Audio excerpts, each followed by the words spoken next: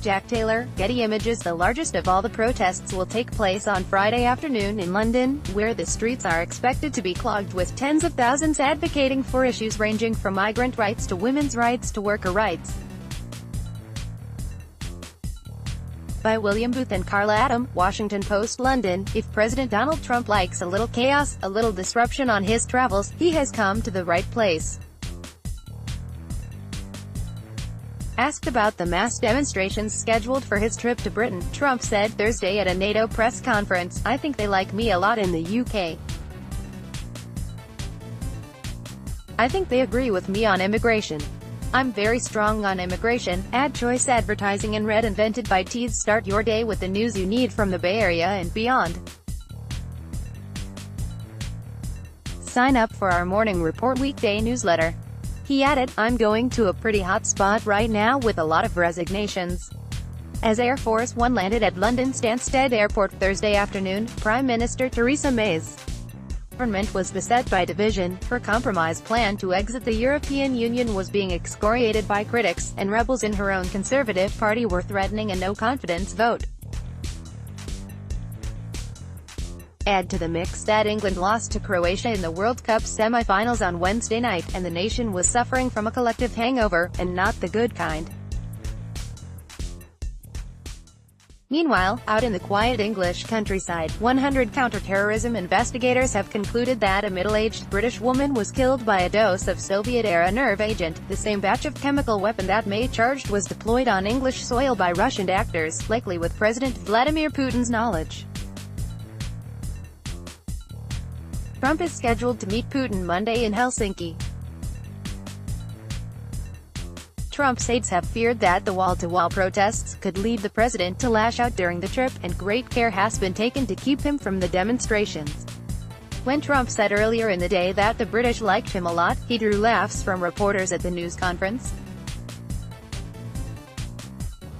The president did not appear to be joking, but has privately complained his possible reception. Trump has taken particular interest in the political turmoil in London in recent days, and aides have been coy about whether he will meet with Boris Johnson, whom he has called "my friend." British officials have said privately that would be a disaster for May, in the words of one. Trump was initially invited to a regal state visit last year by May. That invitation has been downgraded to a working visit.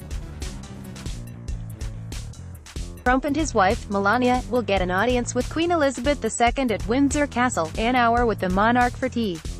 There'll be a gala dinner at a palace too, and military bands and Scottish bagpipes.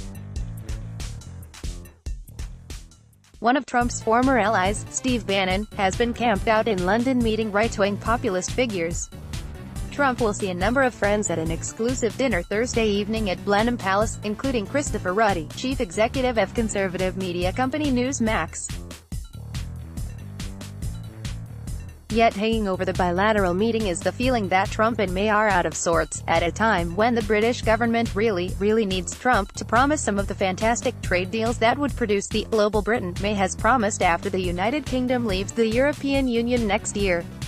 Before his departure for Europe, Trump was asked if he thought May should continue as leader. He shrugged and said, "That's up to the people."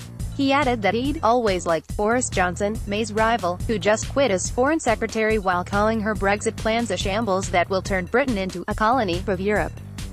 Trump got it right when he conceded Britain was somewhat in turmoil.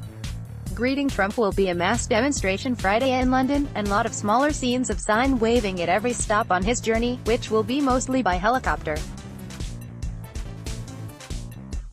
Brian Closs, a fellow in global politics at the London School of Economics, said that as far as the visit is concerned, May is walking a tightrope. She's in catch-22 with Trump, he said. Her political base and the broader British public do not like Donald Trump. She also wants to show that, in a post-Brexit world, Britain can still be a major player, and Trump is central to that narrative. But, he warned, if she comes out of this with another photo of her holding Donald Trump's hand, that may not play well with people who find Donald Trump to be politically toxic. Robin Niblett, director of Chatham House, a think tank in London, said that for May and 10 Downing Street, the Trump visit was something to be survived, rather than enjoyed. recalling the disaster that struck British leader Tony Blair, in his embrace of George W. Bush and his alliance with Washington in the Iraq War. Niblett said May would be extremely wary of being seen as Trump's poodle. Organizers of Britain's nationwide protests are committed to staging some of the largest demonstrations since 2003, when hundreds of thousands hit the streets to oppose the war in Iraq.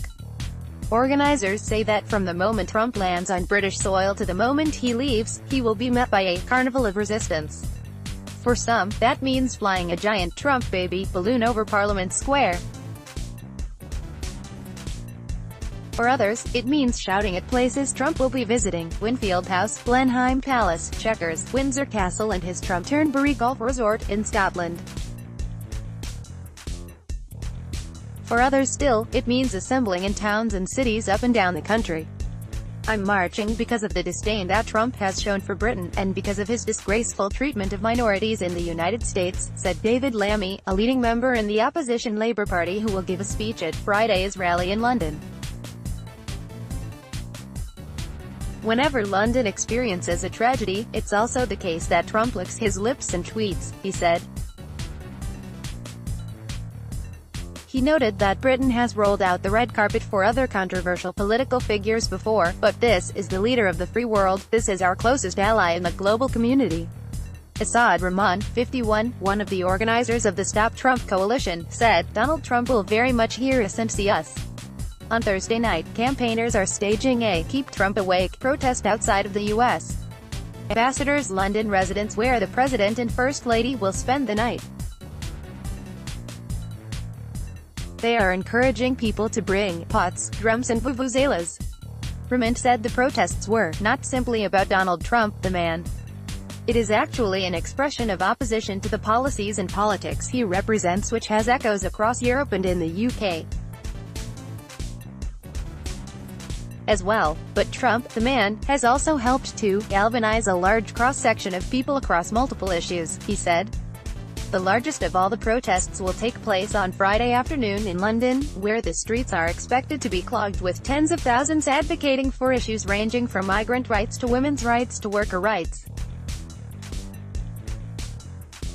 According to the Stop Trump Coalition Facebook page, 61,000 people said they would attend.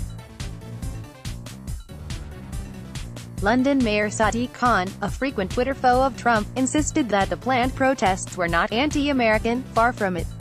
But he said that the so-called special relationship means speaking out when we think one side is not living up to the values we hold dear.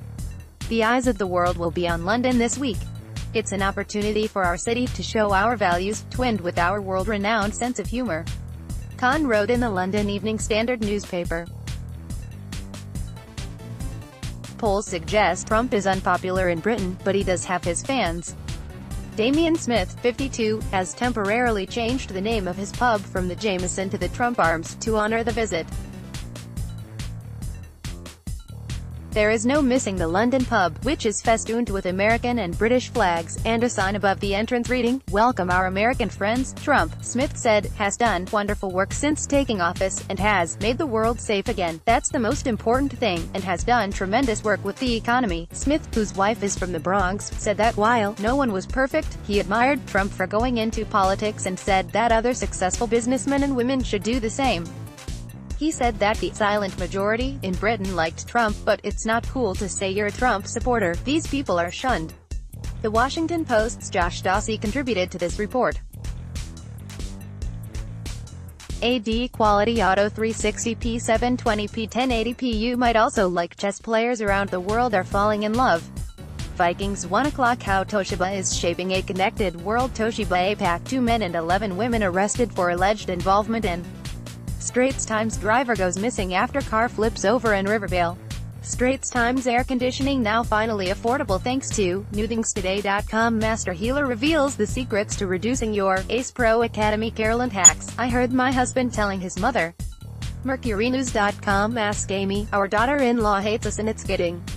MercuryNews.com. Actor kills himself on Facebook Live. MercuryNews.com recommended by